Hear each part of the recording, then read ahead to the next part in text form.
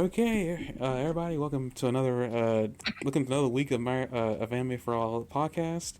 Where this week we're reviewing episodes of My Hero and Dragon Prince, season 4, episode 3 of Dragon Prince specifically, and episode 9 of season 6 of My Hero Academia. Like we did last 2 weeks, we're going to start off with Dragon Prince.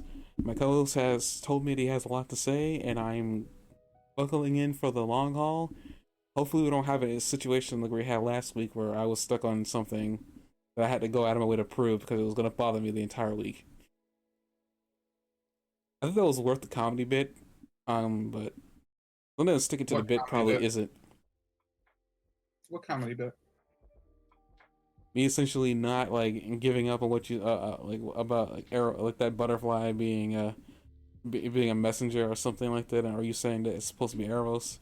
Though this episode, I'm still kind of confused because I'm not sure what the staff is for. But I guess we'll. You're watching episode 3. I don't think the cocoon's even in episode 3, is it? Oh, Well, we're the watching queen, 4? episode 3. No, the queen isn't. Wait, what? The queen's in 3, but not the cocoon. No, well, I was Not the talking about first. last week's bit of me not giving up on the whole cocoon thing. Were you saying that the cocoon's supposed to give birth to Eros' new body or something? Mm-hmm. That comedy bit from last week. That wasn't a comedy bit. That's a comedy bit for me. uh, okay, you can take the floor or whatever is left of the floor here at this point. All right, so we open up episode 3 with Rayla introducing some new merch for sales on Netflix in the form of that little creature that she gets. And I'm pretty sure that the only reason that creature exists is for merch. Are we agreed on that? I mean, yes, but I don't get why you're shocked because that's what bait was. It's in his name too. Bait. Yes. Why is that in his name? He's merchandise. Baiting little kids to get the plushie. It's literally in its name. They knew what they were doing when they made him. I liked the dark humor of calling him bait. So, anyway, so we start with that. And then we see Rayla's returned, and Soren has really, really mixed feelings about her being there. And she's like, do you want to talk? Do you want to hang out? And he's like, no, I don't think so. And she's like, did you want to like not kick me out and I'll just stay? And he's like, I guess. And they resolve a little bit, but not like a tremendous amount. And Bait, apparently, who's very wise and respected in this series, is even like, everybody seems to be accepting Rayla back except for Soren, but that stands to reason because like she had accepted Soren's deep feelings for her, so I kind of get it, you know. But that's a weird way to bring Rayla back because I mean, I was looking forward to seeing her, and it's just interesting that like it's with such mixed feelings that she's returned. What do you Well, I think? mean, she up and left him. Like, it's even forgetting that apparently she left on his birthday. She left at all, and then what we find out is, I guess you're going to get to this point. She left apparently because, well, one of the reasons, I'm pretty sure it's not all the reasons, but one of the reasons she left was she was trying to confirm if Varen was dead or not. She didn't find a body, and apparently she was gone for 2 years, I guess, trying to figure out if there was a body or remains or any sort of him anywhere. Doesn't find out, and then comes back only to reveal not only did Soren know that's why she left, she has nothing to show for it other than a cute little stuffed merchandise, fun-loving animal that we're going to see probably on the streets of next year. I mean, I don't blame them for it, and it just seemed Bait seemed like part of the show, and this creature seemed a little It's bit still disturbed. a plushie. I'm sorry, I've seen that thing too. I'm pretty. Bait is a reasonable part of the show. He has an ability that becomes relevant. He is literally Bait is bait a in some reasonable plushie. situation. He has a full personality. He's a He's a reasonably character. full He's on the committee. personality, charismatic plushie. He's on the committee. They couldn't start the meeting until Bait showed up. That's because of Prince. What's his name? I forgot his name. Really? Yeah, I literally forgot his name. Ezra? Yeah, Ezra, Prince Ezra. You know, Okay, but what I'm saying is like he's a character that like they consider indispensable. Okay, here's my question towards you then. Did you think Bait was gonna be at all relevant at all when he first showed up in the first season? Mm-hmm. I don't believe you. Because I didn't think he was going to be on the King's Council, and I think that's a little stupid. But his ability to glow, anything that can glow and has sort of a loyal, heroic nature is going to have a day like that, you know? We don't know what that spatter thing can do. I mean, just because it showed up out of nowhere and it's always going to sell plush, but you never know. I mean, Bait did the exact same thing. Mm-hmm. Glowing to me isn't really all that useful unless you come out with situations that the characters have to be in where glowing is going to help them out, which they have done on several occasions. It's a distraction. It's a light in the night. Again, situations where glowing would help. I think he used it once to blind an enemy. Again, a situation that they manufactured to have glowing be helpful. I don't know. I think glowing is useful. In various situations where it would be helpful. It's not like an immediate helpful thing. I mean, yeah, being able to light the way is very helpful. Distractions is very helpful. Blinding, I didn't know he could blind somebody. Apparently, I must have missed that memo. It comes up more often than Ezra's animal kinship ability.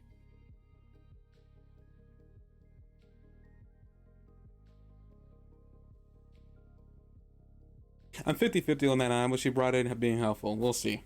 Probably won't. I just want to be that guy. I just want to be that guy. This is all I'm doing this for. So, the next thing they see is the relationship between Claudia and her boyfriend. What is his name? Terry. Terry. Thank you. I found an interesting reference there. It's actually so awkward it kind of broke my suspension of disbelief. You know what I mean? It just seemed out of place to me. But they quote a word for word. They quote a 1944 film that's very popular with Humphrey Bogart. It's like one of the most famous quotes from there, where the female role character says, "You know how to whistle, huh? You just put your lips together and blow." And they do the same thing here. And I know he farts, and that's cute and all, but like, it was such a word for word reference to 1994's To Have and Have Not, with the with her having like one of her most iconic moments. I've heard quoted in other things, and that's why I looked it up. It just kind of broke the suspension of disbelief, broke the magic from me for a minute, because it was distracting in a way that doesn't build on anything, you know. I mean, I don't know. I feel like that was just part of the whole he's in love with her and he'll do anything for her, which, by the way, we see at the end of the episode, but we won't be getting to that. I know that they're establishing he's in love with her and they're kissing, but it's the dialogue choice that I'm talking about. The fact that he word for word quoted a 1994 real life movie with Humphrey Bogart in it and Lauren Bacall. I mean, I've heard these word for words from other shows, like you've already said. And then again, I've never seen this like play or movie you're talking about, so I guess for me it's not as like I just kind of like laughed a little bit. I think I kind of took my hands off. I mean, I took my headphones off a little bit during that, and I didn't hear the fart. So yeah, that part I didn't hear, but it's approximately 5:03. Yeah, I'm not gonna go back and listen to that. Just so you know. I mean, you can put the timestamp all you want. I won't go back. Take my word for it, but it's also there for the benefit of the listeners now if they feel like listening to it. But yeah, it was really weird because it's an extremely famous line from the silver screen, and I didn't get why they would reference back to it in that way. It just didn't make a whole world of sense to me. Anyway, Apparently this station maybe you're reaching, but apparently, I mean, you're able to pull it. You're able to pull this little article here, so I had no choice but to believe you, because I'm not gonna go through like the rigmarole that I would need to do to like believe it. So I'm gonna believe what you're saying. I haven't seen this movie, so I mean I It's can't. also forced. Hmm? I mean, it's also forced. How is she going to signal to him by whistling if she's like in the deepest parts of this dragon's like lair? I mean, who's to say that elves don't have enhanced hearing? Again, that might be a Um, stretch. Who knows? But I mean, it's never been discounted or it's never been proven either. I think you're working awfully hard to disagree with me. I That's mean, pretty there's much other it. media where elves have really good hearing. So I'm For basing that sure, on Luke, here. but I think like with nothing to indicate that, even if this is true later on, like I don't think the user's going to intuitively like headcanon the crap out of that to carry it over. It's just a disruptive scene, made even more disruptive with the fart. And I get that they're trying to make these people awkward, but like there's chemistry where they're awkward, and then um there's chemistry within the awkward, and then there's like just bad writing. And that moment A is part of me just thinks you don't want this to work. Like it seems like to me, and I'm gonna say my honest opinion of that scene. as a matter of fact, the I didn't farting care for it. sound, according to the subtitles, is Claudia, not him. I Claudia didn't makes the farting I didn't like. I mean, to be real about that scene, I didn't care much for it. But it's so much I didn't care much for it that I'm not gonna try to analyze that scene. And I know you don't really like Claudia that much. You don't hate her. Just saying you don't like her that much. I don't know. It feels like maybe you don't really want that relationship to work or something. I don't know. You're still stretching, dude. I don't care if the relationship works. I just wondered why they broke it with such a weird like reference. I think it was just there. I don't think it needs to mean anything. Yeah, it's a weird reference. The whistle, like I said, the whistle isn't even likely to work. I, I know I get that. I mean, I'm not even talking about that. I'm just talking about. I think it was just there. I think it's just one of those things that they decided to have fun in the writing room for. Because I mean, that stuff does happen. I mean, even those well written shows are gonna have something in there that doesn't really mean anything for later. I mean, even people who write Avatar are gonna have that kind of scene. I think there was several things that did in Avatar that didn't really have anywhere to go. They just kind of put it in there for just to have giggles. And somebody did put that in there as a reference to Humphrey Bogart. I don't think there were gonna be that many people who are gonna pull that out. You're one of the few that I think I heard, and I'm pretty sure there's more, but not everybody was gonna, I guess, pull that from Humphrey Bogart. I could be wrong. Dude, I like to hear people who actually say that to me. But you're gonna have to prove it to me that you knew that you've had that idea before you listened to this podcast. Okay. I've heard that line come up a few times, but it's usually not something they try to build into the dialogue. It's just something that like usually it comes up in like a comedy skit or something like that, or in the original. I've never really seen someone try to use it. It's kind of a weird ass line, really. Like I don't know. There's a weird line. You know how to whistle, don't you? Well, who? When does that work? It didn't even, in my opinion, it didn't. I guess it worked back then because like anything seductive in the 1940s was like a big deal. Like that common line where someone says, "Frankly, my dear, I don't give a damn." That at the time that it came in was like rocket. Um, like it was the first time anyone had sworn in film. So that's like why that line is so famous. So her saying all that stuff, she's very like outside of her time in this in the 1994. Because if you watch the rest of the scene, she's very sassy and combative, and then she kind of like that's her parting words. She says that to him as their parting ways, and he kind of leaves him like stun locked as she walks off. He's like, "Oh, okay," and it's great and everything, but like and it's also like in that one, it's a reference to the fact that they were kissing a lot, like because she kissed him once, and he's like, "What's that about?" And she said, like, "Wanted to see if I liked it." And he goes, "So what's the verdict?" And she goes, "I don't know yet." But in this one, it's the opposite. Like he's trying to kiss her. He's trying to kiss her instead of she's trying to kiss him, and they reverse it to the point where, but it's like, and then I think she makes a fart noise, and then like, or she mimics, he farts, and then she mimics the fart noise, and it's just not my favorite moment. I like Claudia like as a character. I don't like I wouldn't want to know her as a person or anything, but I like the character Claudia. Like I think she's a fun addition to the scene. I don't understand why the writers did this, whether it was Claudia or anybody. If it had been Soren and Rayla, I would have still not gotten it. Because it doesn't make sense. The whistling doesn't make sense. The quote, like referencing a quote that has so little to do, you know, with what's going on there or something. Like if they quoted a famous Star Wars line or something, that would have probably also bothered me, or any other famous line. So I don't know. It's just very awkward.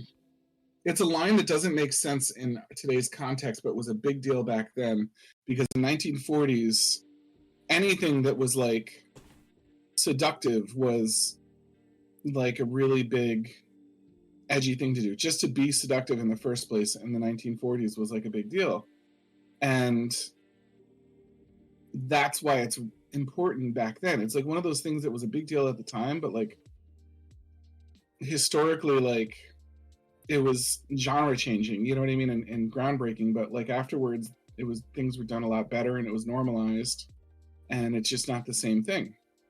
So like a lot of Tolkien, for example, like, you know what I mean, a dwarf being grumpy, like it's used, it's a regular trope, things like that. But like in Tolkien's time, like his rich description of dwarves and elves and things like that was something that became a template for the future. But this just doesn't have any relevance now. It can't even be understood by a younger audience in the way that it was before, because people are seductive in like gum commercials now, you know, like chewing gum commercials. Like there's nothing like that's not seductive now. It's like TV is, compared to back then, TV is basically porn, like any TV.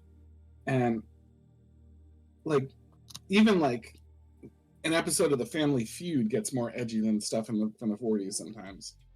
So that being said, I'm leaving it at that. I'm not going to discuss it anymore. Like it's just an awkward line. And I mean, I'm going to thought it just was one last thing about this. I really don't think they were putting that line in there for it to be analyzed. I think they were just trying to. I know you don't believe it, but I legitimately, I think they were just throwing it in there because they could.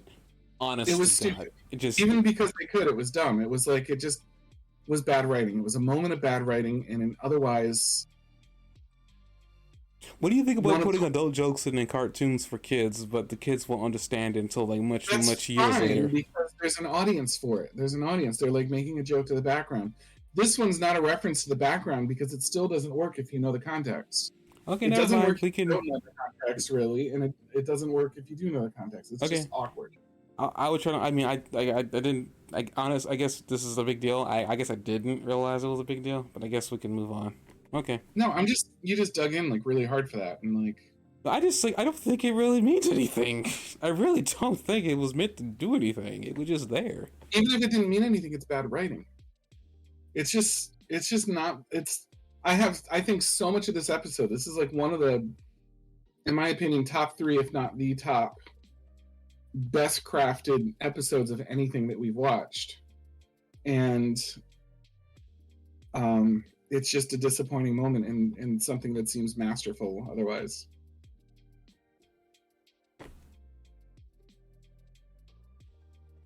I mean, I guess. Never mind. I'm not gonna say anymore. We can move on.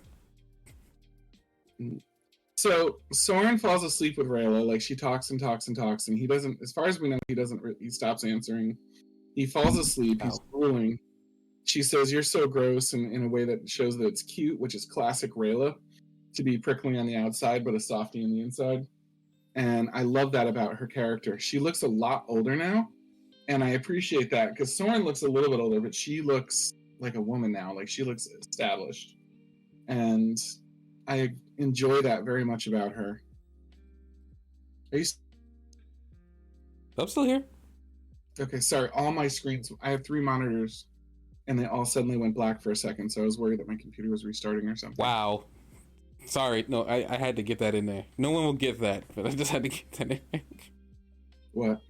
Oh, Never mind. Don't very. just move on. That was a forced joke that no one will get. We'll just move on. Okay, so that being said, I do think that this episode, in ways that I greatly appreciate, have tremendous attention to detail, and I didn't see it until some of it until the second playthrough. But that's why another reason why, like when I'm rewarded so heartily for attention to detail at one point, and I see like something that like is a detail that's just such a disruption, that's when it like gets even more frustrating for me, because I'm like, you've indicated to me that you want me to pay attention to detail, and then you put in a detail that makes absolutely no sense, like, to put in. I feel like it's this irritate. No, I'm just let you continue, but I feel like I guess depending on the show, irritation can be done differently. I honestly, I didn't really get irritated by that earlier, which is probably why I was saying it's such a big deal. Because I've watched shows before that are well crafted, whatever, but they still throw in stupid things because they can. I don't feel like a writer, because I like to draw. I like making worlds, in fiction, whatever. Though I have never thought of throwing in a really random line like that, so maybe I shouldn't be making a comment on this. Okay. But like, I'm gonna make it anyway. You may not realize how many like times people quote Shakespeare without having any idea that they're doing it. There's a lot of quotes that like don't really like. Is it one thing to quote something in context, or even quote something just because it's become like day-to-day conversation? It's another to like really like take something wildly specific like that, move it into a context where it doesn't make sense, and then expect it to work. That's all. I guess on the last thing, I'm gonna go back to Rayla. I feel like all he was trying to do was get to kiss her, which granted didn't work out because she literally decided to blow in his face or fart, whatever. It's just, I just took it as a little gimmicky teenage love, whatever. But I understand you don't like it being placed here. You preferred something else that would have made sense or moved the plot along. Mm-hmm. I mean, I guess preference is key here. Everybody has a different preference for something in anything. Period. But I guess I'm just But that's a Rayla and Soren. So now, Rayla and Soren talk, and Soren falls asleep, and I'm going to come back to that in a minute. The next thing that comes up is Ezra is talking with the baker, and he's expecting a prismatic shadow, and there's a little hand moment where he's like, "What's a chableau?" And he's like, "Well, it's complicated but simple, blah blah blah blah blah." And the what is the name of that blonde woman who is like second in command of the country? Do you know her name? I don't know her name. I'll see if I can't find it, if they even say her name. Oh yeah, she's been a fairly major. She's supposed to be his wife, Varen, right? Ex-wife? No, she's she's sort of like more like a. I could have sworn she was supposed to be she's supposed to have been his wife at some point. I felt like that was said. It's Opelli, I believe. Yeah. So Opelli comes up, and I think she's a very interesting character, and I think she's going to become relevant later. She says, "I'm worried about something a little less fun and colorful," and she talks about how the people are upset that they're doing this on like a site where there was so much death. And this goes back to my comments about how Ezra has like this sort of idealism that not everybody shares. And I'm going to come back to that in a minute too. I also think it's interesting how Ezra's crown has like the left-hand side is like taller than the right-hand side. And I noticed that it's also reflected in the design on the throne. I don't know if that means anything to me, but I keep chewing on it when I see that his left and right are so different. I'm listening. I'm just looking into That's one of something. those cases where it could just be a design, but like when there's so many dualities in this show, and you've got like Claudia with the 2 different color hairs and stuff like that, it makes me want to think about that, like that there's some sort of level of equality, but I don't know why he would wear it on his head if it represents inequality. So it could just be nothing. It just could be a cool way to draw a crown, but I just don't know. It's a little deeper than I could get. Let me put it that way.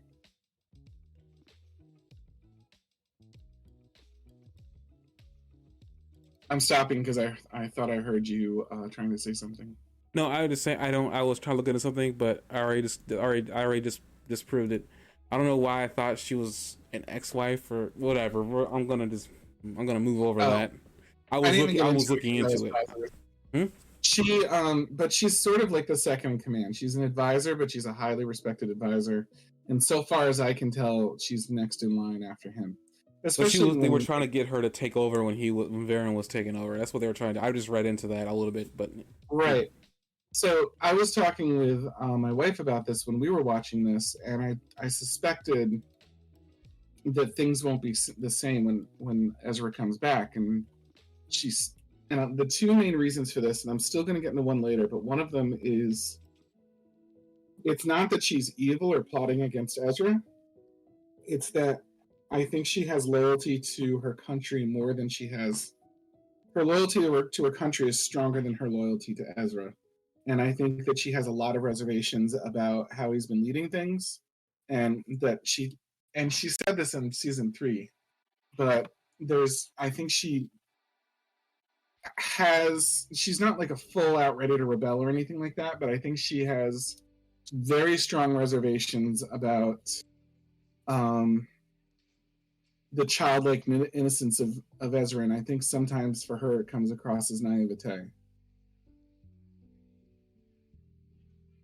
I guess I'll continue. Go ahead. Go ahead. I mean, to piggyback off of what you just said about, I guess, him being naive, I will say that as I was watching this episode and he was having that speech with the queen, and as everything was happening over at the queen's home, which you'll get to that eventually, but as I was hearing him do that speech, it became quite clear to me that, like, I think you said before at some point that he's inherited Aang's will, and I said that as he was saying that speech, and what I continued with though to myself was like, it's kind of weird considering that both Aang and him are from different worlds, but they have the same idealistic, no violence. You know, I want a peaceful land. I want people to be happy. You know, I want people to be able to feel pain, but also move past it. And I hate to say it, but it's unrealistic, kind of, that to think, okay, somebody lost somebody. The immediate human reaction is to grieve. For some people, grieving leads into some other activities. Bless you. Leads into some other activities in which we've already seen in this universe. Love and loss. I think they actually even say these exact words. You know, it's a cycle that just doesn't seem to stop. And he wants to stop this. I don't think it's really realistic to think you can stop it. At least not even right now, where the world is right now. Him bringing in the queen, I think, just it made things worse. As we know that as this episode was playing, I was like, oh Lord, Ezra made a mistake. A lot of things happened that probably could have actually been stopped if the queen had been at her home. But like, yeah, I believe he is really naive, and it's gonna more likely backfire. Whether it's gonna evolve Opelli taking over, I have no idea. But I don't think. I'm not saying he's naive. But I'm not gonna weigh in on that for the time being. I'm not saying he's naive, but I certainly think that Opella thinks that he's naive. Well, I will replace naive. Yeah, I think she's. Go ahead. I think Ezra is not. I'm going to replace naive with. I think he's a little bit too idealistic. He has this view of the world, and he doesn't want to break it. But continue. Mm-hmm. So anyway, she takes him aside and she explains to him, people have been coming to me in confidence. So if you think about that too, think about Ezra's connection to the people.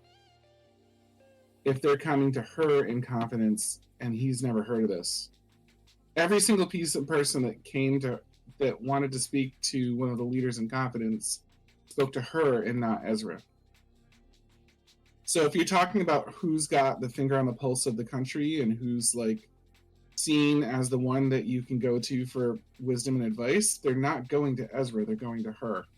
It's not that they don't listen to Ezra or respect Ezra, as we see later when Ezra's speaking to his people and they like are on board with it, but it seems like she is, when it comes time to lead, when it comes time to like be full of heart, they look at Ezra, but it looks like when it comes time for like a sensible leader, it looks like they're already kind of leaning on her instead. And that goes back to my thing about like Ezra's little like tea party king's meetings every day and how they're not like necessarily guiding the country. I think she's doing a brunt of the work behind the scenes, and this is just one example of where she's respecting him and she's not exactly like going against him. But when he leaves with the dragon and he leaves her in charge for what I'm guessing is going to be most of the rest of the season, I think he's going to come. I think it's possible. I'm not calling it as a definite, but I think it's possible that she leads her way while she's in charge.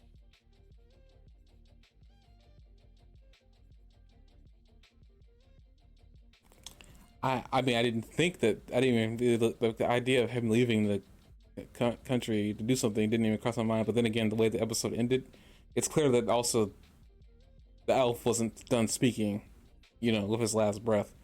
They literally cut off after he says that that staff or like the fallen one is coming back. Which is an interesting choice of words. I mean, I doubt that. I don't see how they would stay in the country. Do you? I mean, I'm not saying. I mean, honestly, I should have suspected, but I wasn't thinking that far ahead. I was just mostly like watching the episodes as they come. I wasn't really thinking that far ahead. I guess it makes sense if they need to stop. If they need to stop whatever's going to happen, they can't do it from inside the country. Right. So the characters can't stay inside the country. They've got to go out. It's obvious to me that they've got to go out and get Claudia. They have to go out and deal with the problems in the world. If they do, and she doesn't come with them, which it makes no sense for her to, because she's a politician only. She doesn't have combat skills. She doesn't have anything to be useful for them, at least not more useful than her ability as a politician. Then she's just, when he leaves and the decisions are made up to her, even if she's like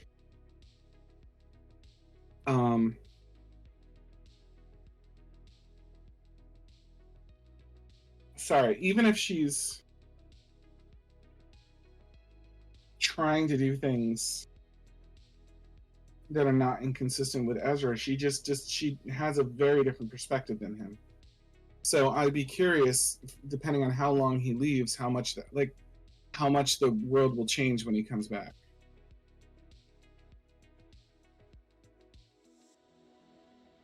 So anyway, she takes him aside and says, "I'm concerned about it growing with the Valley of the Graves." And he's like, "What? It's a sacred, beautiful place." And he has no, like, he can't relate at all.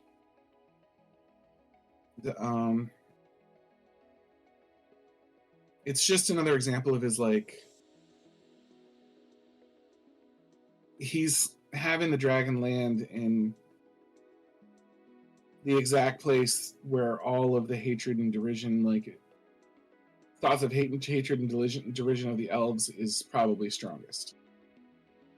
And he sees a beautiful place, and she sees the pulse of the people and the history behind this and things like that. So it's a very like contrasting moment for their two leadership styles. Here's the thing with that. I see where you're coming from, and I saw when I was watching the episode, but I can also see Ezra's point of view. Again, this is kind of where I guess naivete kind of comes into play a little bit, but not really. What I see Soren as he's trying to, he might not understand the amount of loss that happened on that battlefield, because I'm pretty sure he wasn't there for a lot of that war. So obviously he wouldn't even understand the amount of loss that happened in that area. But two, I feel like he's like, again, it's that whole he has his ideal situation in his mind, but unfortunately, because he is so young and he is so unexperienced, he can't.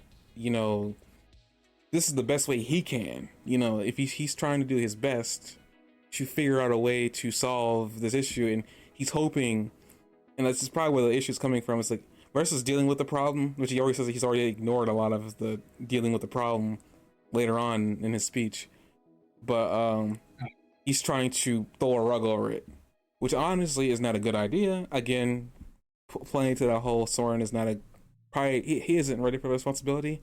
He only took it when he did because he realized that his spot wasn't out there on the field with his brother. It was in the kingdom. But as you're also so pointing out here, at the very beginning of the season, we're already seeing that like what you expect the king to probably to be isn't exactly what Ezra is right now. And at some point, I feel like he'll probably have to grow into that position, but he isn't there or ready to grow into it yet. So maybe him leaving is probably the best, but what happens with that as soon as he leaves is probably another kettle of worms to deal with later. Right. So there's a really speaking to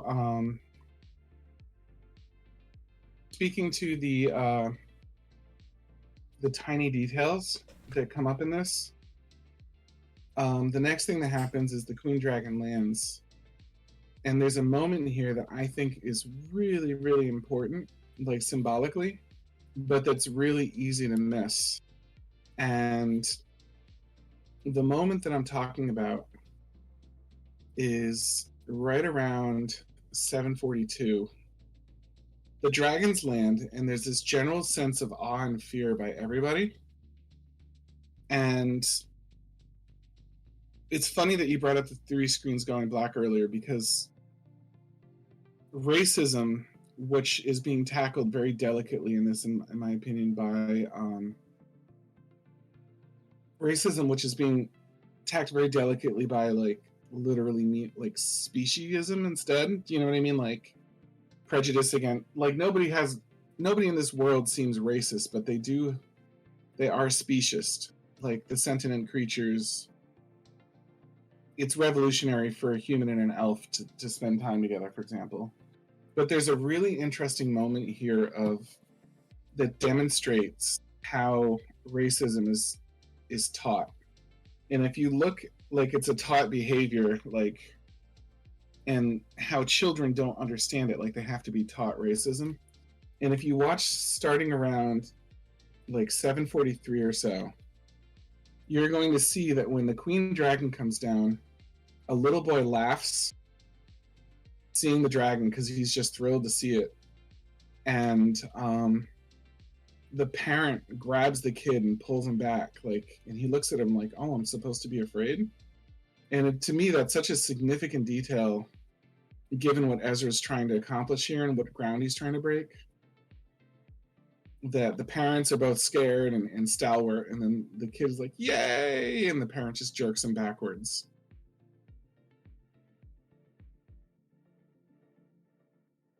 No, I mean I got all that. I mean I really didn't pay much attention. I did see it. It just didn't register in my brain. But I mean that makes sense. I guess at the It's the same time, moment, the like, dragons are the most dangerous thing in that world, though. yeah, I know, but what I'm saying though is, like, dangerous or not, at 809, when that boy, you see they showed the boy twice, so it's not like just a passing thing.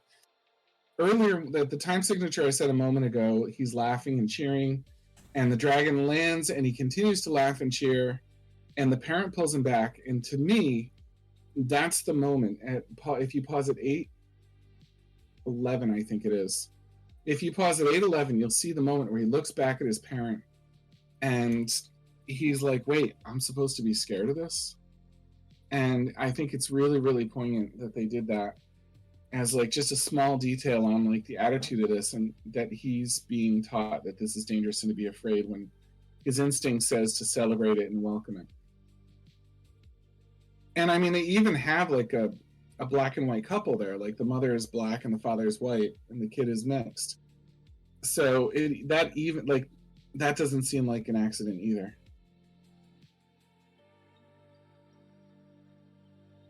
No, I mean, I know everything there was purposeful. I'm just saying that I understand. I understood what you meant about the little kid being. I was just saying that you could also go the other way with that, saying the dragons themselves, can be seen as a threat because they have power and the humans don't. Again, it doesn't really make the speciesism, you know, it doesn't make the speciesism right. It kind of makes sense, kind of. But again, yeah, They've this killed is. an awful lot of dragons. Hmm? They've killed an awful lot of dragons, including the one that's more powerful than the queen. Just saying. But I think that was when they were using dark magic. I mean, I'm just saying that like the fear can be seen because some of those humans, I'm pretty sure a lot of the humans that were in that field probably don't have the ability to attack a dragon, or probably wouldn't try attacking a dragon. Now, the people the people in the armor probably, but the people not in the armor, I'm pretty sure not. Okay. And she came down with lightning. just want to. Yeah, he did, but it was like tingly and fun, and you see lightning when Zim's licking Ezra too. It just struck me as I don't know. It just struck me as like a really good little detail that they built into this that I thought was like really worthwhile and poignant and like valuable. You know what I mean? Even though they just sort of toss it in there, and I was like, wow, that's so good. So no, I agree with you. I was just saying that as well. But continue. Mm-hmm. So they move forward to Claudia trying to get into the dragon's den. Of course, she's able to walk right in without any problem right now. And she sort of half through cleverness and half through an accident finds the lower chamber of the area. She heads down there. One thing that I think is fun, did you ever watch Justice League with Unlimited with Zatanna? Yeah. Remember Zatanna, all her spells were like English words just said backwards?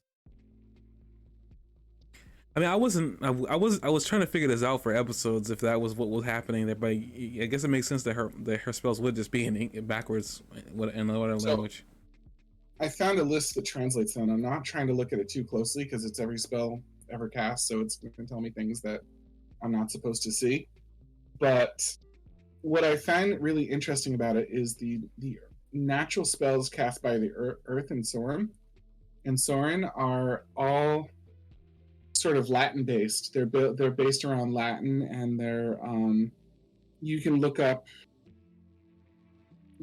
up the Latin words to them and find the etymology and know that like it's actually Latin. So like let's take Sky Magic because that's the one he does the most. Augustius Latius translates in Latin to Trouble Cleaner. Another one translates in Latin to Ancient Secret. So you could put Aspero derives from the Latin word aspero, which means I breathe, and can be read as I breathe wind. So like his spells, their spells are all like old and full and based on Latin. But when you cast black magic, it's the only one that does this. The black magic is reversed, almost like it's not natural and twisted. And I like the symbolism of that like all the natural spells have like a completely different format for being used, that they're based on a real ancient language, and black magic is just this like natural twisting. So anyway, I think that's really cool.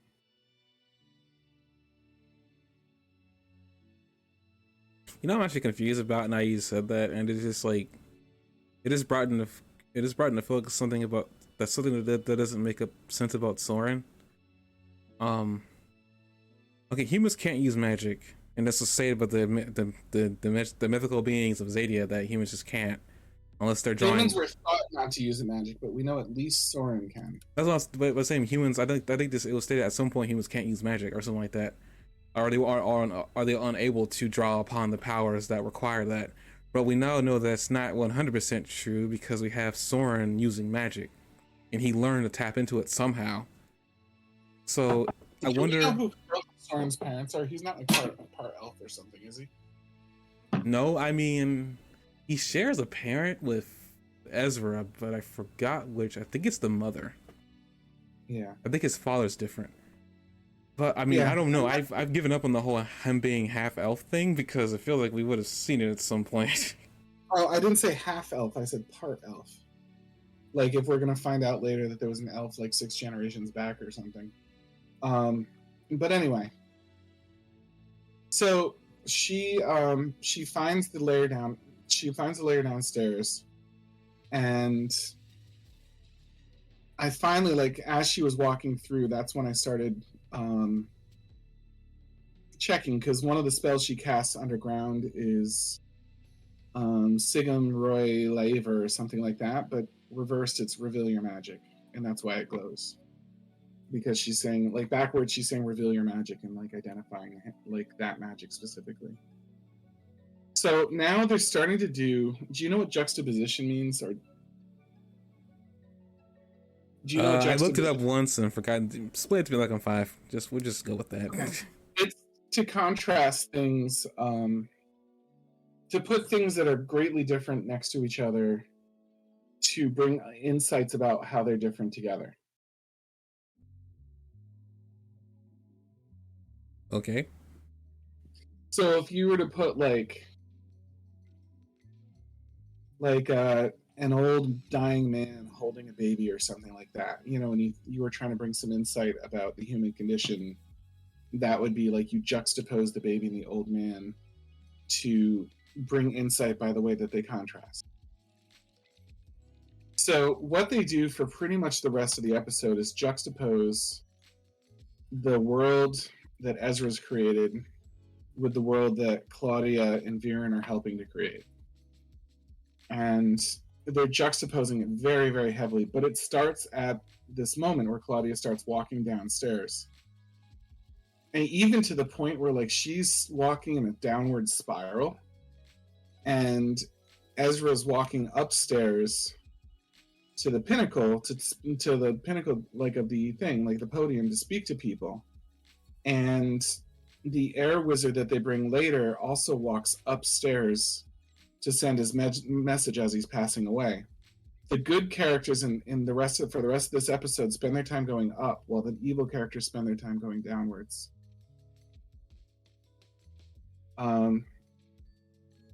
So Ezra has a series of awkward situations happen as he's trying to make this work. So first, Soren doesn't appear, and I spoke with my wife about this for a while, and we think that Soren didn't appear. It doesn't seem to me like it'd be like Soren to sleep in. Like, we've never seen him late or miss out on a responsibility. Soren has always been pretty much on time and responsible for everything. And Soren is late here, and I think he's late because of the release of stress by Rayla returning. Like, he's gotten something back from that, and I think he's kind of like sleeping it off. So he sleeps peacefully when Rayla leaves. Rayla talks him to sleep, and he sleeps peacefully. He doesn't sleep fitfully and wake up throughout the night. He sleeps so peacefully that he sleeps in. But one way or the other, however you'd want to interpret that, he's not in time. So of all things, they put Soren up to make some jokes, and Soren makes a few really lame jokes. And then finally his last joke, for some reason, like, it doesn't look like condescension. It looks like the Dragon Queen actually thinks it's funny. But the first few are just a complete flop. And not even like the humans are laughing. They're all staring at him like, what are you doing? And then they bring out, you see him drooling again, even though he's been cleaned, and Bait trying to wake him up because Bait knows that it's time, because Bait's an actual relevant character. And his opinion about things matters, and he wakes him up. And Soren grabs the Dragon Balls as fast as he can and flies out with his air magic to see what's going on, to, like, see if he can make it. Meanwhile, things are starting to go a little bit well, and they reveal the pastry that the bakers made, and Soren is jumbling out his Dragon Balls, and they all roll down. His name is Callum, by the way. I'm sorry, Callum. The wizard is Callum. I'm sorry. So Callum, I've been calling him Soren through the whole thing. Callum pulls out his Dragon Balls and gathers them and casts the spell, and they rocket directly into the croissant. And the croissant explodes, and there's another really awkward moment, and the Dragon Queen says, "This is the best jelly in all of the world," and everybody's relieved. And then, so we have that moment, you know what I mean, of lightness and literally like a rainbow crossing the sky. And then we cut right back to Claudia, whose hair is black and white, and there's an unnatural green glow to the fire, and it's filled with gold and just innumerable treasures and things of probably great historic value. And I find a really interesting moment here where she finds a red pendant. And I'm sorry I'm talking so much, I'll stop in a second. She finds a red pendant with like a rune on it, and she says, "Oh, I have some cute dangly earrings that would go with you." And that made me realize that her current earrings are not matching. So if you're to look, I'll throw a screenshot in chat where somebody illustrated it. The one on the left is like a purplish pinkish eye, magenta eye in a gold circlet, and it sort of looks like it sort of reminded me of the gemstone at the top of the staff she's trying to steal.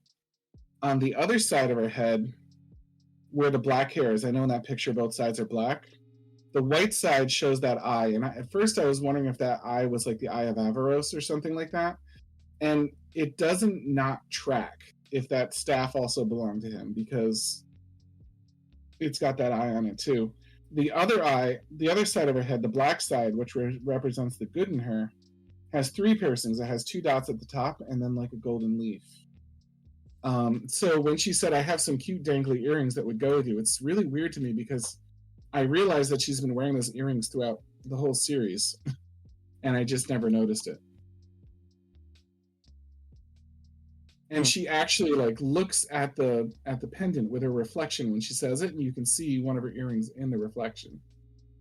So I thought that was really strange, and it's the only thing she steals, like other than what she came there for. It's the only thing she steals for herself. So let me stop and let you catch up with me. I'm sorry. She also has an armband on, but I can't make a lot out of that armband. It's just 2 serpents.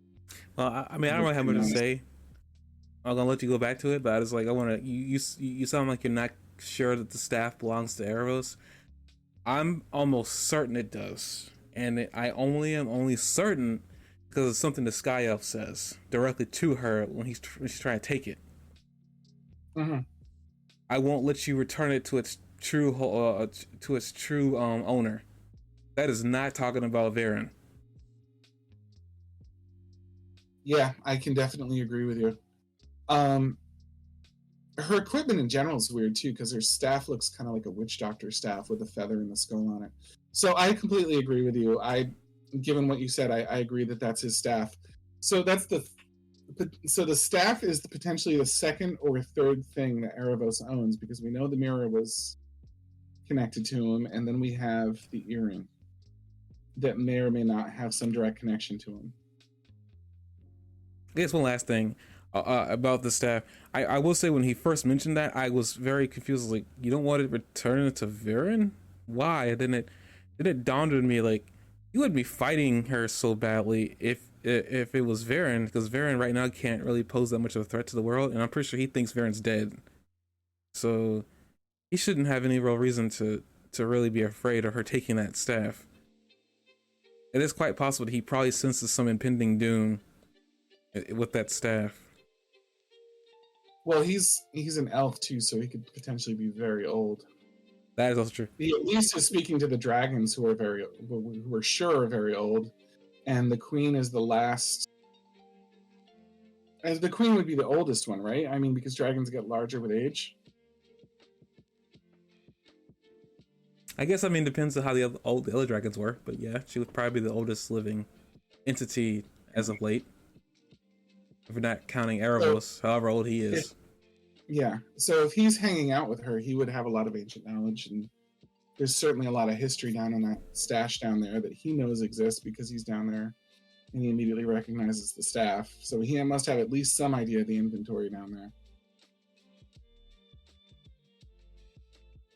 So then they have a wonderful painting made for the queen, and the painting's got a hole in it. And this is the point. I've been saving something to say for a little bit. The visit with the queen wants it to work, and she's doing everything in her power for it to work.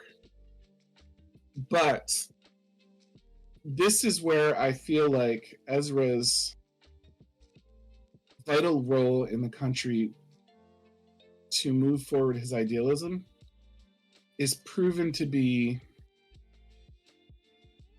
not very possible without Ezra there. Because the queen would have the queen wants this to work, and I don't feel like the queen would have left on bad terms. But it's pretty much Ezra's relationship with the queen that got her down there in the first place, and Ezra's relationship, I think, with the queen that maintains it because he can apologize on behalf of the people that have done things wrong or made mistakes, things like that. But his speech to his people, no other character in the series could have made something like that happen.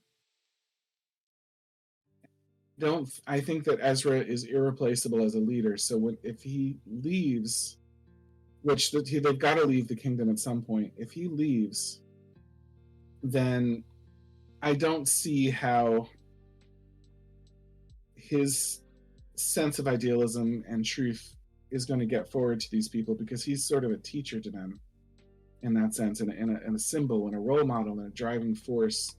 And there's not a whole lot of people right now that are, at least that are in power, or even the general masses, that are currently on the same page as him. And you see here that he stands before them and he gives them this incredible speech.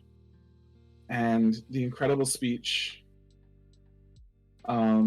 changes a lot of hearts. But at the same time, you're seeing this incredible juxtaposition where there's elf and human and the darkest form, but also sort of elf and human, like symbolizing both forms, her being half dark and half light still, with her thing. And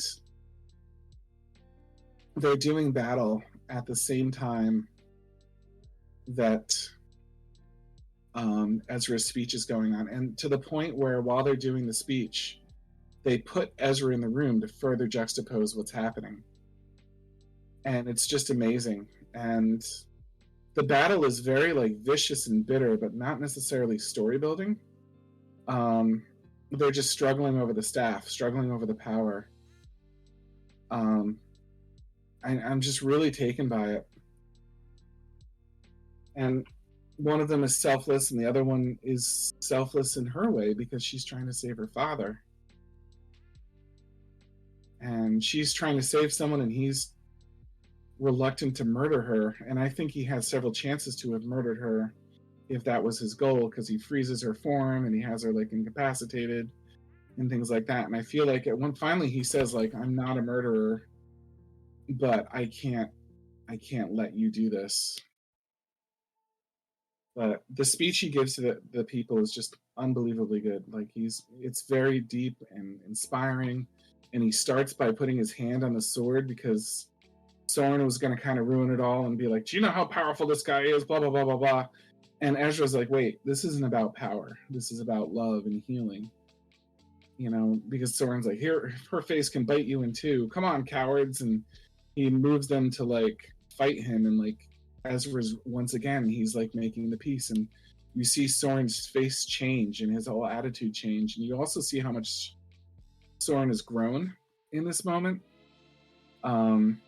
From Claudia's kind of henchman and Viren's kind of second right-hand man into somebody whose noble heart has really been brought out and changed by proximity to Ezra.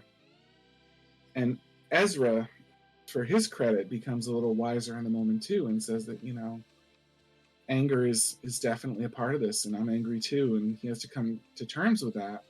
But he still speaks with the tone of a love. Like, he's like, I'm angry too. My dad was killed. My mom was taken from me before I could remember her. And I feel this anger, but we can't embrace it. We can't move forward with it. We want peace. We want love. And violence tests us and twists us.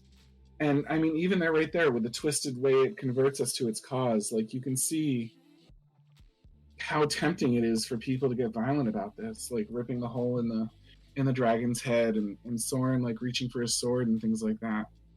And the temptation comes out even more strongly as Aang's speaking to those that can't hear him, when he's put in that room kind of as a specter during their battle. And Claudia's boyfriend, the elf, is like, I'm not a killer, but I've got to kill you. And Claudia's boyfriend, who has never killed anyone before, drives himself to kill too. And you can see how this anger and violence like feeds on itself and draws people to its own purpose.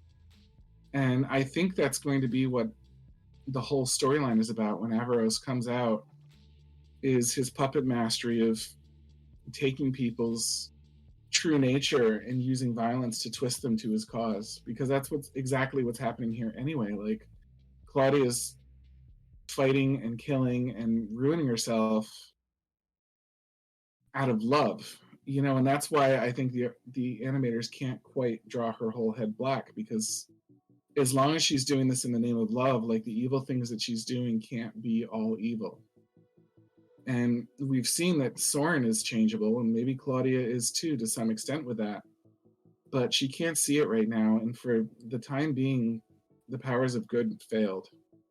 And Claudia was defeated, but he was killed by his own type in backstabbing and violence that cycled through and got him there, and became the descent of Claudia's boyfriend too, who realizes the horrible thing that he's done, but also doesn't change anything to do anything about it. So, and that song that they play, the Song of Love, and what was it? Song of Love and what? Oh, hate?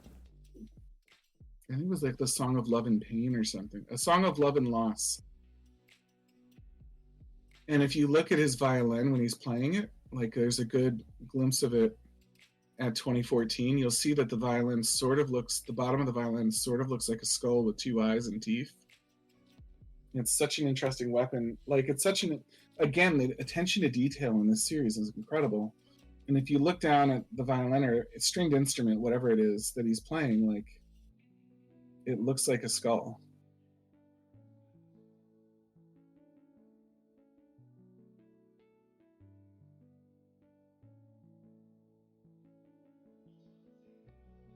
I don't really have anything to add other than, I guess we can jump into this. Since this is all part of the entire ensemble of the fight that we had. As the Sky Elf was dying, in his last breath, literally, sends the message out to the Queen. And this is all happening. I guess we could say this is all, everything that was happening with Claudia was happening at the same time. So that's Soren. Ezra was having his speech. Seems like Ezra was able to, quell the dissent real quick with his speech and his words. Again, showing, he is capable of leading. But right now, I don't think he's at a spot right now, which is probably what is going to probably lead him to leave, to do something outside the kingdom, and then take the experience he has outside the kingdom back into the kingdom. But we'll see. But as the last, check out, as he uses his last breath and Ezra's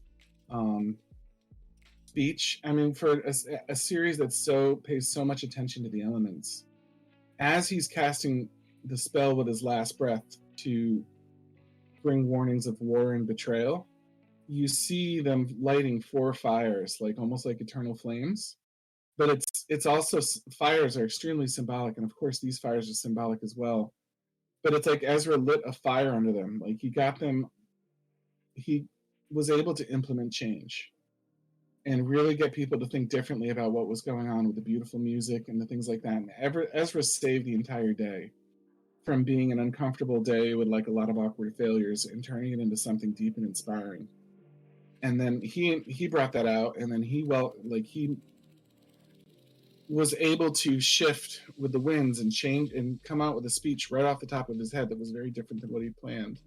And the music that was planned for the day changed, and the tone was planned for the day had changed. And you see everybody gathered around in the gathering darkness, and 4 fires are lit. And the breath that he breathes out extinguishes those fires almost as soon as they're lit.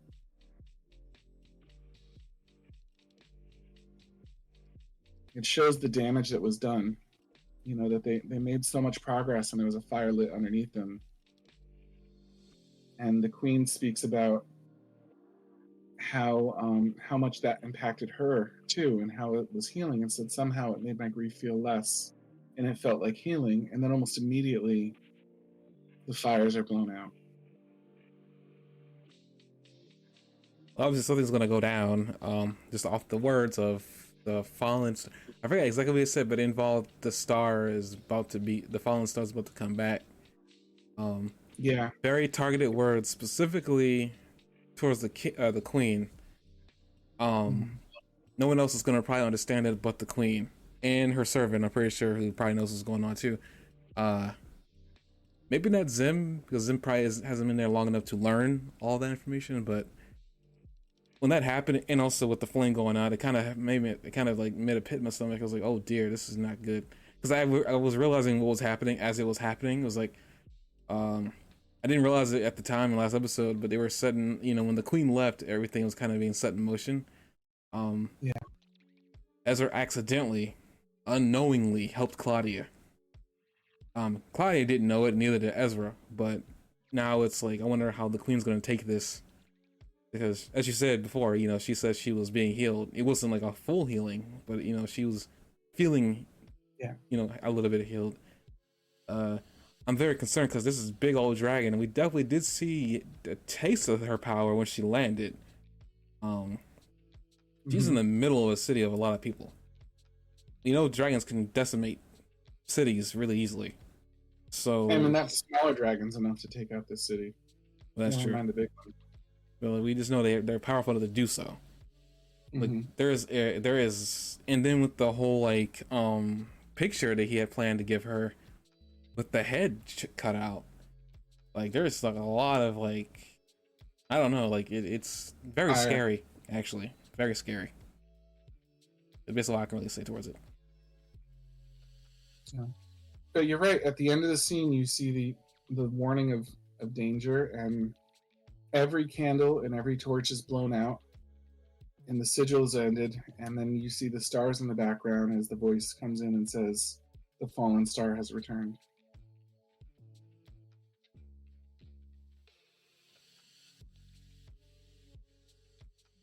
So that's what I had to say about that episode. I think it was one of the most well-constructed, beautiful episodes of anything that we've seen since we started doing these podcasts. And I was moved by the entire thing. And when I watched it the second time, I was so impressed with the attention to those little details that I've been bringing up throughout. And I don't know, it was just really, really impressive.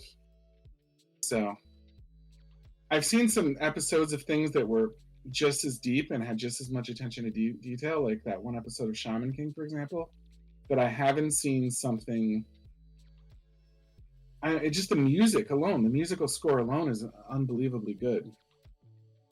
So I think there was a lot of good things to say about that episode. And I know I just talked almost exclusively for an hour and a half, but I just wanted to throw all that out there. I had a lot of deep thoughts about that.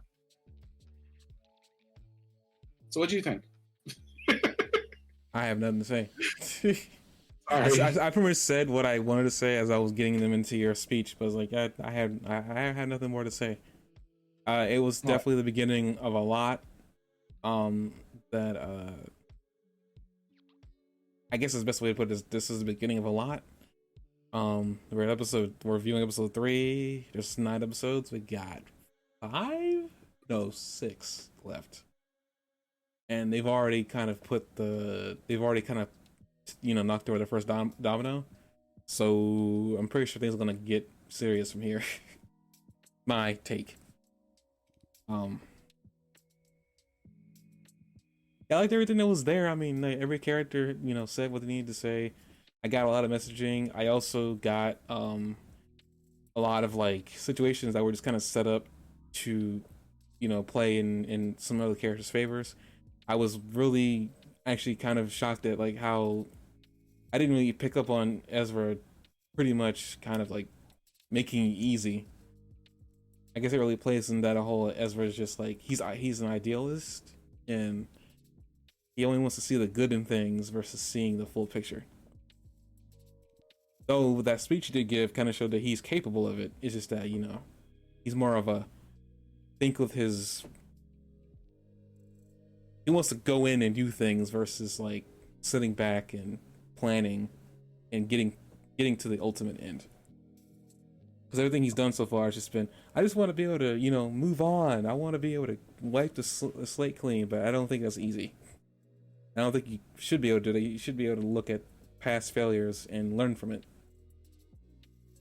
His ability to actually come through and impact the room, or in this case, the people that were gathered around, I think, and his ability to actually change people, like Soren, I think,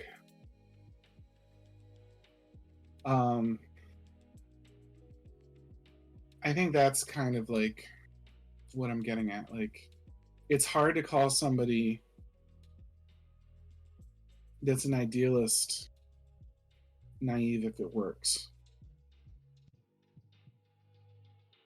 Well, I mean, like he changed everybody in that field saw his wisdom, including the oldest dragon of them all. And I'm presuming that's the oldest dragon of them all. I don't like find this out in the next episode or something. But in almost every mythology I've ever seen, except for Lord of the Rings, the age of the dragon indicated its size. Lord of the Rings, there was some ups and downs. But certainly one of the wisest of the dragons, and it's an ancient creature,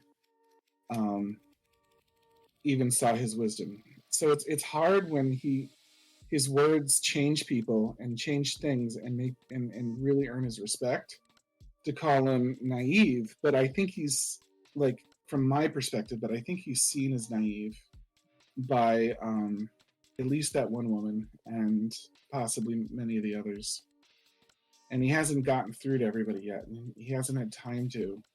And if he was removed right now, for whatever reason, I don't feel like there's anybody else that can do what he can do. And I think that's one of the biggest things that gathering was about his indispensability. That without him, there's nothing would have happened the way it happened that day. And you see him trying to lay the give them the chance to have their own independence. You know what I mean? You make the strudel, you do the comedy, you do the light show, you do the painting. He had it all planned out where he was going to speak at the end, but he wanted everybody else to kind of go with him. And everybody except, what the heck is his name? The African American, well, not the African American, the guard at the end that plays the music, the black guard at the end that plays the music. I forget what his name is, and I've looked it up before, but it's in my notes. But other than him, everybody there kind of let him down, and there's a sense, and he wasn't doing something that he was there to do. You know what I mean? He changed what he was supposed to do based on inspiration from Ezra too. So it's hard to say that even that would have happened without Ezra's inspiration.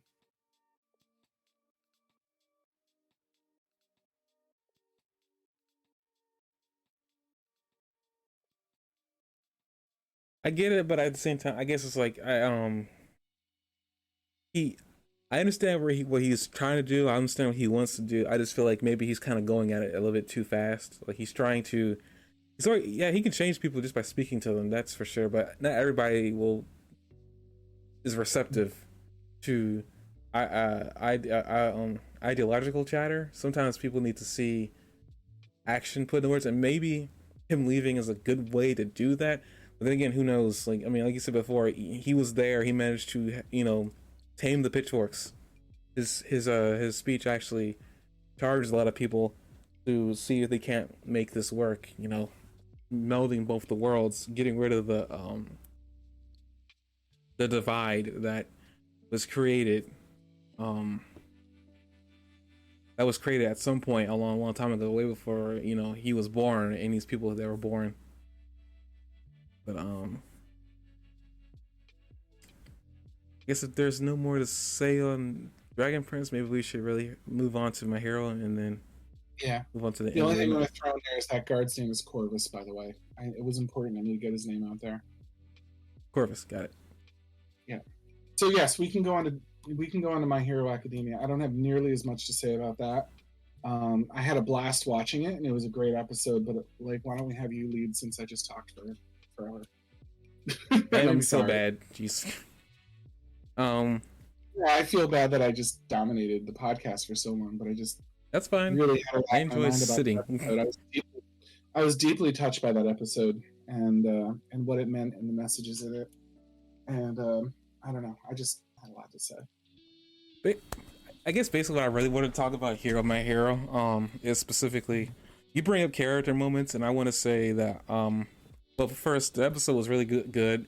Everything leading from Shigaraki's struggle with Deku, beating him, well, not beating him to a pulp, but pretty much him using him as a ping pong, what are those things, like ping pong paddle or whatever? The thing that had the ball at the end of the string, and him just constantly bringing him back and forth, punching him. Paddle ball. It was actually really interesting. It was an interesting use of Black Whip that I wasn't thinking of, and also the other interesting uses that Deku was using his damaged arm as just where the Black Whip was coming from, essentially making his bruised arm or damaged arm useful even after he blows it up. That fight, everything, Bakugo, which is kind of the topic I want to actually end this podcast on, but Bakugo taking a hit and essentially taking a, like, his character changing is probably, like, this entire series has been like character moments and just character situations in people and world situations just happening to everybody and seeing characters react to them. Bakugo has been an interesting character to follow from the very beginning, and this episode I feel like was like a perfect beginning for him. Well, I mean, the episode's literally called Bakugo Rise. They usually use that for any character just going through a traumatic change in their life, whether that be traumatic or just them changing a lot.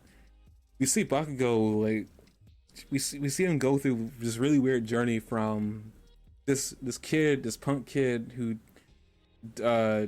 believed his own height to this guy, this person who's trying to change, albeit in his own way, and not doing a lot, to right now where we're seeing, after him realizing, I guess I'm going too fast, but like, you see him go for a punk kid, trying to figure out what in the world, like, why does Deku at all see him as a friend? That was very confusing, and almost him like, what's the word I'm looking for? That syndrome where you always go back to your abuser. But Stockholm. Stockholm syndrome, to finding out a lot more of like his background or his history with Deku. And as, I guess, a little bit side note, as Deku was like hammering into Shigaraki in that episode, we see, like, I was like, as we were seeing, there was like very long segments of us looking at Bakugo just staring at this fight as it was happening, and I was like called back to Vegeta and Goku. But the thing I was very shocked by was like, it's almost like that scene of Vegeta always seeing Goku being the one to beat up the bad guy and just sitting there watching as it's happening. But it was almost different. Like, I wouldn't say like Bakugo has history with Deku when they were growing up. Vegeta didn't. Vegeta had to learn essentially everything about Goku from a personality level because Goku was fully grown by the time those two met. Bakugo grew up with Deku, and has like already learned a lot of Deku's personality quirks. Haha. And it was kind of interesting to see him talking with All Might as Deku was learning how to control float. Which he actually debuts here. But it was interesting to see him talking to All Might and him learning a little bit more about All for One, or what All Might was planning, or what he was doing there, only to have All Might kind of reveal something that was like, I guess it makes the whole relationship between Deku and Bakugo make a lot more sense. He just pretty much comes out with it saying that, like, as they were kids, he just didn't understand why Deku had always been selfless, dangerously selfless, to a fault, to the point where he almost didn't care about what was going to happen to him. And we see this happening in his fight with Shigaraki as well. That, you know, Deku doesn't care what's going to happen to him. He wants to take out the bad guy. It just seems kind of interesting that, you know, Bakugo, it seems like Bakugo, I'm not saying this is what's happening, but it kind of makes me think, it's like, maybe Bakugo does care about Deku, and it's just like, it's in its own way. You know, he isn't gonna like coddle him or whatever, but, you know, at the same time, it's like he is worried, he is concerned. It's just that he's, you know, he doesn't want to show it for whatever reason to Deku. And Deku kind of knows this at the same time, but, you know, it's not something he addresses.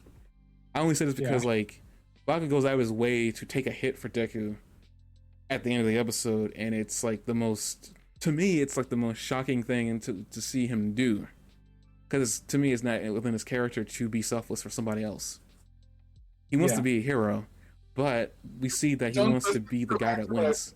Let's go back to what I've been saying all along throughout the entire series, that what makes Deku heroic is that he changes the people around him. I think it took him... I think Bakugo is so wrapped up with himself as a young person, not necessarily even a quarter of the way through the series, but as a young person, I think he was so wrapped up with himself, and his people basically worshiping him, you know what I mean, and being a big fish in a little pond and everything. But he hadn't really fully noticed Deku until Deku worked so hard to save him from the slime monster. And then he's like, wait, what's going on here? Like, this is... I've seen this before, but not like this, you know, because he'd seen him the other time he tried to save him when he was younger. But then he got his attention again when it turned out he had a power, and that the power might be better than his. And then that, once he got his attention, I think Deku started changing him, just like he's changed everybody that has met him.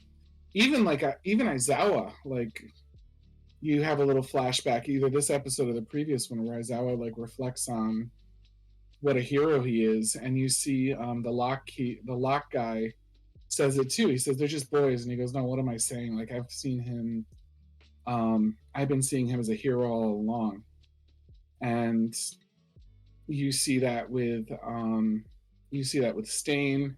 You see that with a lot of people, both enemies and friends, that he just changes them. He inspires, and he brings out the most in them. And I feel like that's what's going on here. You know, like that. It's just one more example of, I don't want to make it about Deku, but there's a big part of it that's about Deku, I think.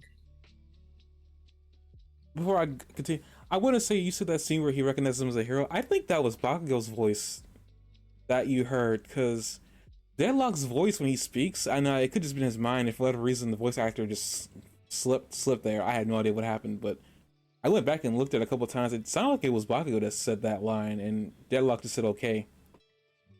Now I could be wrong. It's around 1925, and Bakugo is not even talking at that point. And Endeavor says, take care of Aizawa and the others. And he says, too late for that kind of thinking. I recognized Deku as a hero a long time ago. And then he says, right, leave them to me. So what's the line right before that then? Is it Endeavor saying that? It's not Bakugo saying that.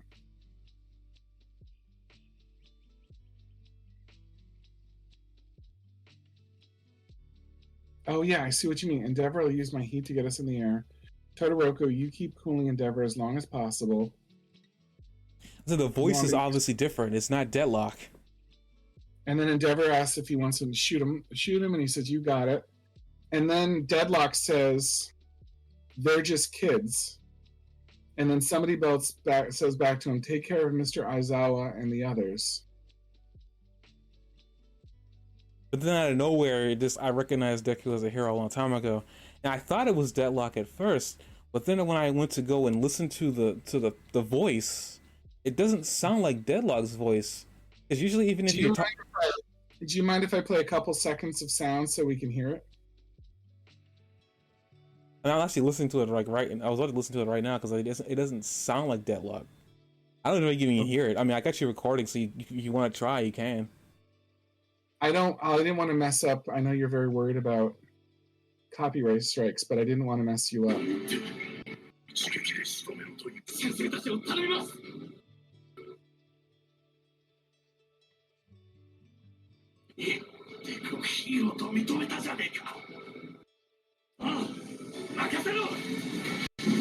No, that doesn't sound like Deadlock. The voice that comes before it.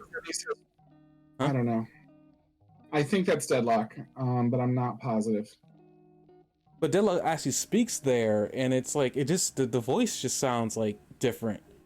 Like to me, it sounds like Bakugo and that whole gruff thing he has going on with his voice. Deadlock doesn't have that. You're right, and we don't see lip flaps going, so it's definitely up for debate. With the visual evidence being in your favor. So I don't, but it could just have easily been him thinking that in his head. Oh, I mean, I also it could have just been the voice actor slipping, but at the same time, it's just like, it doesn't sound like. I don't think I've ever heard Deadlock speak in a gruff like that, though. That's the other thing. Yeah.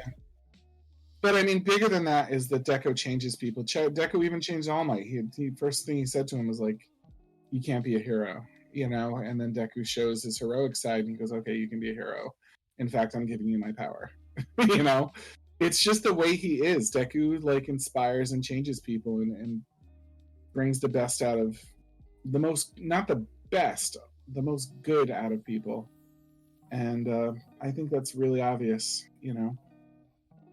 So I think that part of this is that Bakugo, like he pulled Bakugo's attention away from himself and kind of snapped him out of it. And then Bakugo has been humbled by a combination of that and also like being around people that can kind of keep up with him.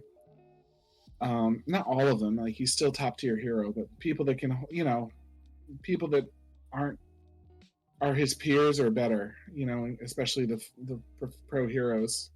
And I think that has made Bakugo a better person. Yes, but I also think there's a little bit more in it because, like, guilt. I don't. Well, I mean, yeah, there's guilt in there, but I think there's more than that in terms of like, Bakugo does explain in his interactions with Deku. He one of the reasons why he bullied him, which is never a good reason, by the way, is actually how bullying starts. Is that he was terrified of Deku's just selflessness to the point where it didn't make sense to him. Like a lot of what Deku did, which I guess is another thing, it kind of feeds in that whole, I think Deku was always like this, or he, you know, it just took a power to be able to really emphasize it. I think I said this like years ago, I believe. It's like, I think Deku's always been just this crazy guy who just didn't have any way to express it. Now he's able to. The detriment to his body. And it's kind of interesting too, it's like as Deku is like pummeling Shigaraki, and we getting glimpses of like a doctor telling him that if you keep doing this, you're not gonna, if you do like 3 or 4 more blows, you're not gonna be able to use your arms again for the rest of your life.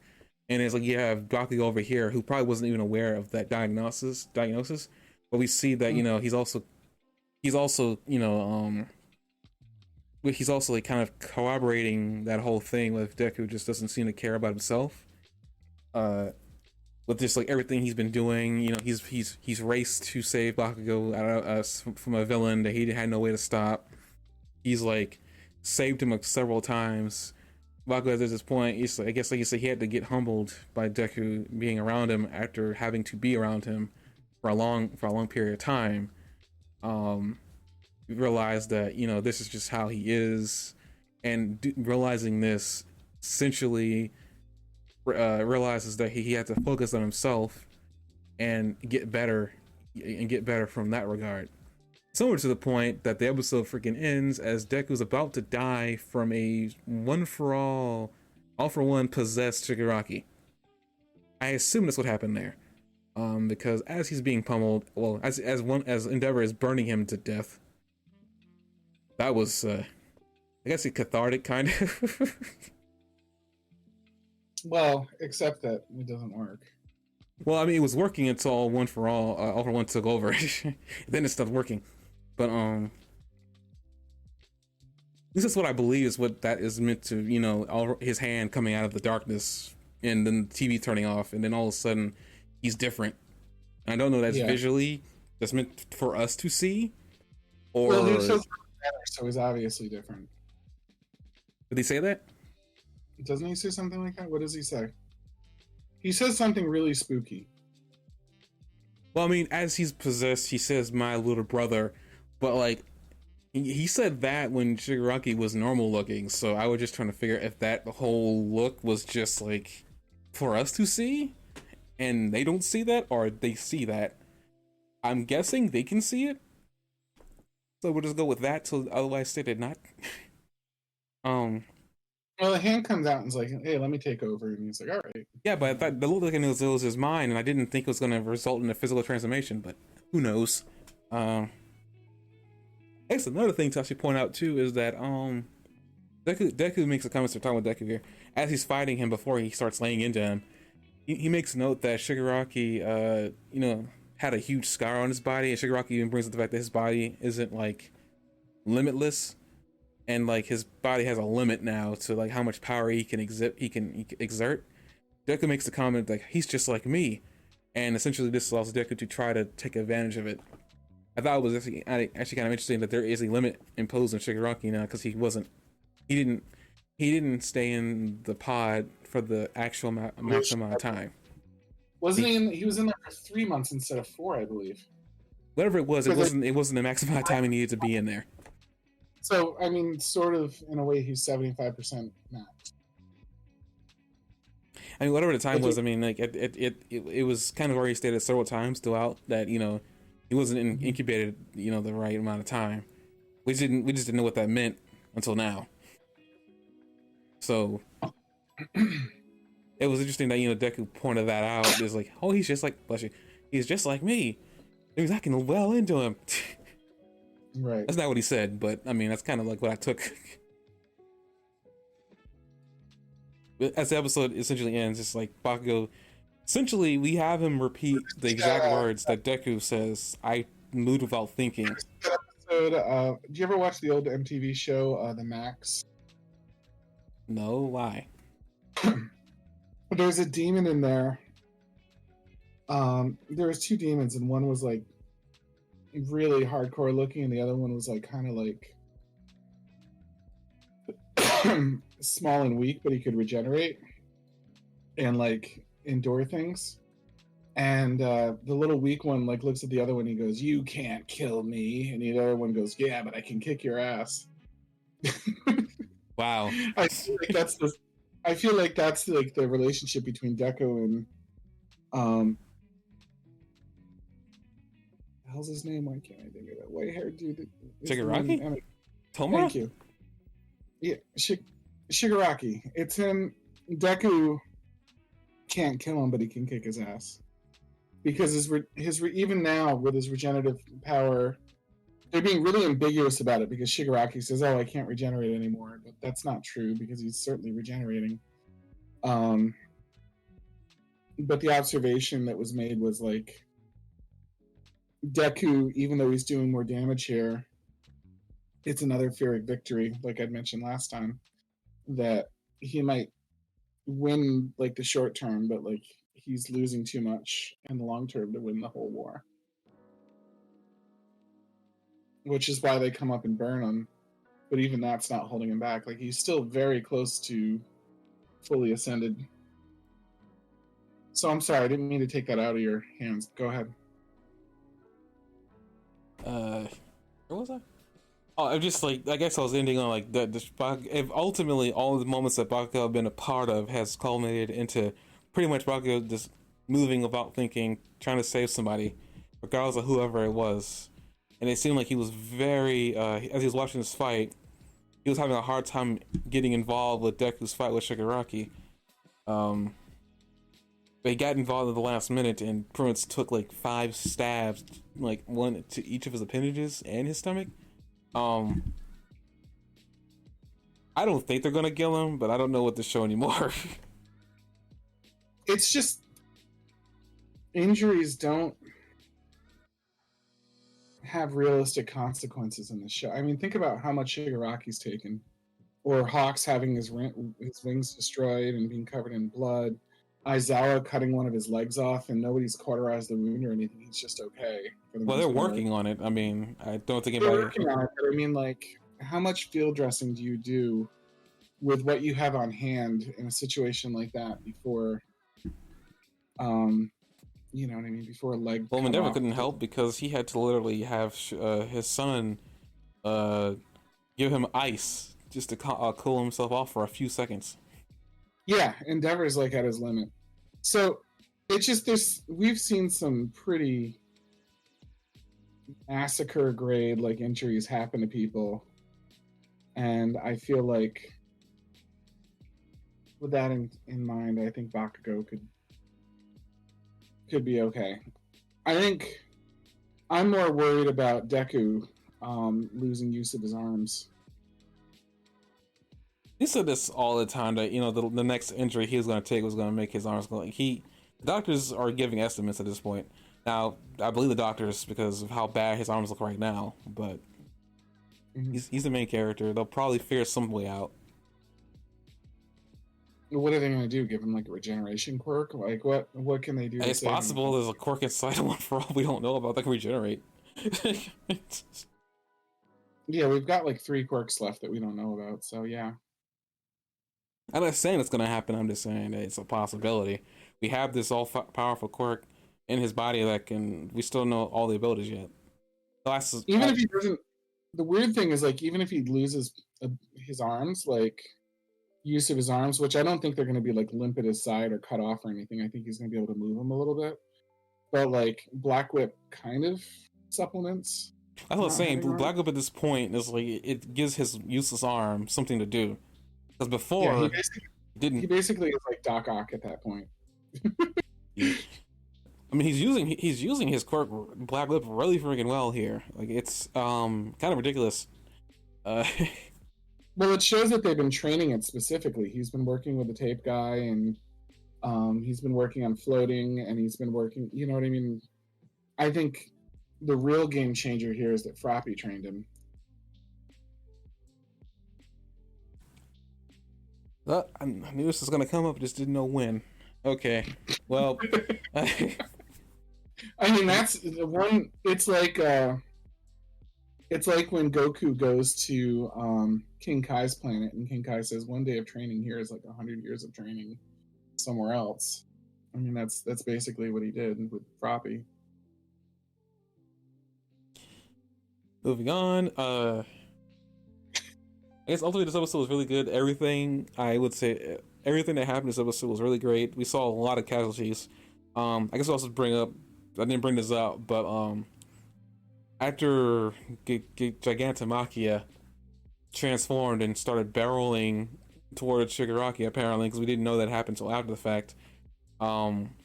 Yeah, we lost a couple of people, like well, not lost, but like they're damaged really heavily. Shoot, that guy that was hanging out with the guy who can pass through things. I forgot his name. The guy that can eat things and like assimilate their abilities. Lemillion, the Yeah, one that the, can the pass friend of Lemillion and like got hurt. The Chimera guy got hurt. Sun Eater. Sun Eater got hurt. Yeah. And But at this point, we're not even like. At this point, we're not even really keeping track of the deaths. Like at 358 or so, or 403, they're just panning over Gigantomachina's path, and you just see like either dead or awfully close to dead heroes just kind of strewn about. And like you can see at least 4 of them just laying there. Like most, if not dead, then it's thoroughly out of commission. And So thanks to they're just Gigantomachia. and that's just like one little shot of like what Gigantomachia has been doing. Well, he's the walking So disaster. He's living up to his name. yeah, and when they were talking about abandoning the cities, they list 18 cities. Like Gigantomachia,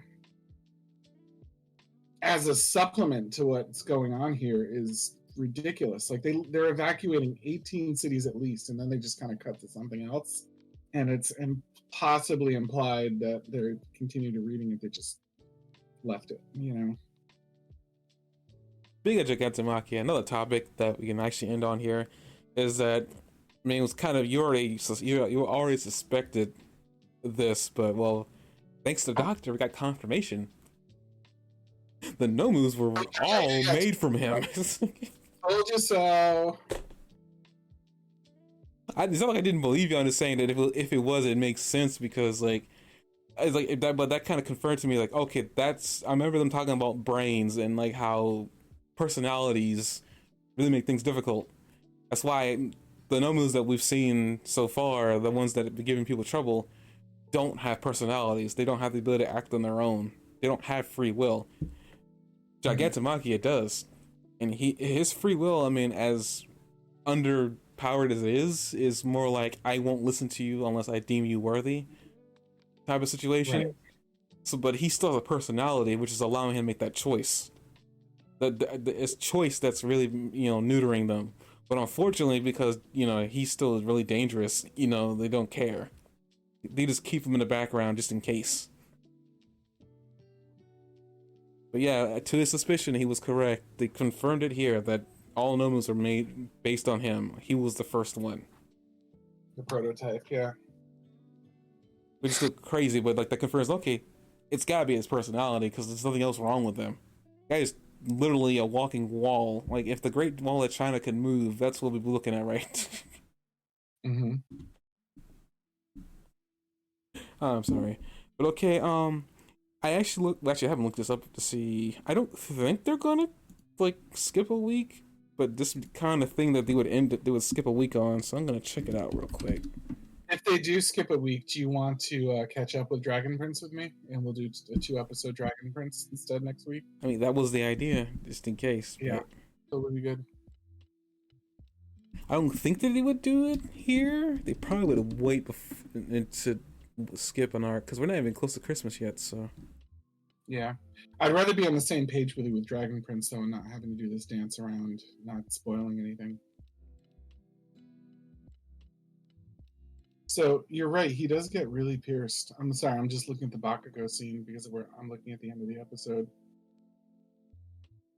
He does. It's amazing that he does something like that. And it was the plan too, to some extent too, because he tells everybody what to do, and everybody listens to him, and then he flies out there and gets stabbed. Nobody expected the black thing to emerge, like the black charred doll. Okay, so no, there's no skip. He does. He says little brother. At 2120, he points at him and says little brother to Deku. Yeah, he said it multiple times throughout this conversation, actually, whenever he's emerged. Yeah, I'm sorry. I'm just like looking back at some of the things we were talking about earlier there for a second. Anyway. These are small things he's actually like the first time he tried taking over Shigaraki, and when Shigaraki said, no, I don't want to be better than you, and suppressed him, he mentions it too.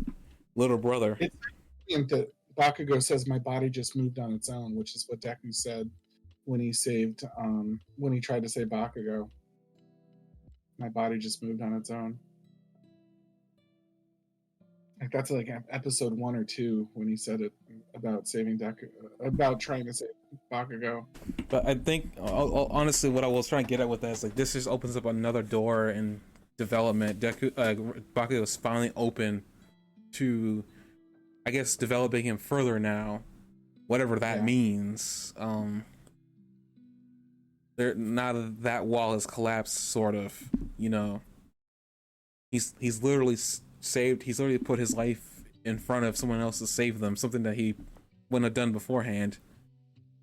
So it's like it's cool to see this development. You know, it's he's the change that I've been waiting for has finally showed up. I was almost giving up.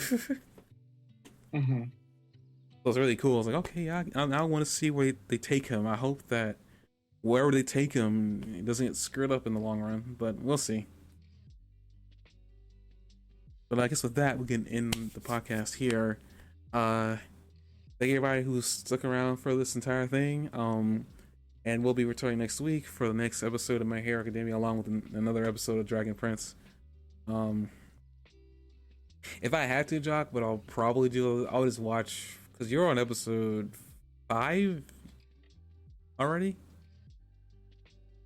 I'm one episode ahead of whatever one we just watched. I've watched one episode ahead of what we're talking about, whatever that happened to be. What I could do is watch that episode and then watch another episode just to get caught up, but we just won't review it. But I will know, I guess, everything you mentioned if you do say something ahead of the episode. Yeah. So I might do that. I'll let you know if I do that, but I don't know. We'll find out. I did pretty good this time at not spoiling anything, but I'd rather just like speculate with you 100%. You know. I mean, we'll see what I'll do. It started kind of late. Before I should have started more on time, but my fault. I wasn't keeping track of when Dragon Prince was coming out. But I guess. Did you stop the stream? Gonna end this podcast here. We'll be back next week, guys. See you later. Take care, everybody. Bye.